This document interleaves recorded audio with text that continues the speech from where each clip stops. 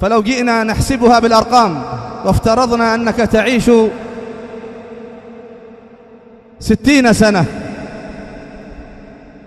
ف15 من هذه 60 قبل البلوغ. وإذا كنت تنام بمعدل 8 ساعات في اليوم والليلة، ف20 سنة قضيتها في النوم.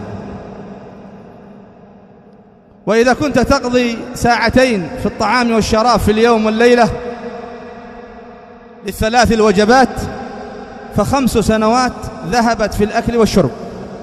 فهذه كم؟ 40 سنة. تبقى 20. ننظر في هذه 20 كم قضيت منها في البعد عن الله سبحانه، كم قضيت منها في الغفلة، كم قضيت منها في التضييع والعتو والنفور. ثم إذا من الله عليك بالتوبة، انظر في هذه المدة التي قضيتها تائبا، كم حصل فيها من زلل، وكم حصل فيها من تقصير، وكم حصل فيها من رياء، وكم حصل فيها من سمعة، وكم حصل فيها من عجب، وكم حصل فيها من غرور، وكم حصل فيها من وكم حصل فيها من استكثار، وكم حصل فيها من كسل، وكم حصل فيها من تعب. كم يتبقى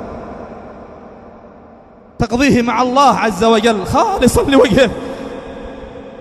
فصدق رسول الله صلى الله عليه وسلم عندما قال: لن يدخل أحدكم الجنة بعمله، أي على سبيل المعاوضة، فما ثم إلا رحمة الله، إلا رحمة الله تبارك وتعالى.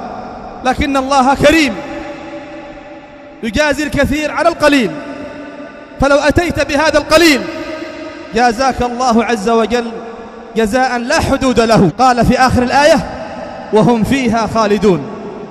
أتيت بشيء محدود فجازاك الله عز وجل بنعيم لا حدود له أبد الآباد، في نعيم مقيم أبد الآباد.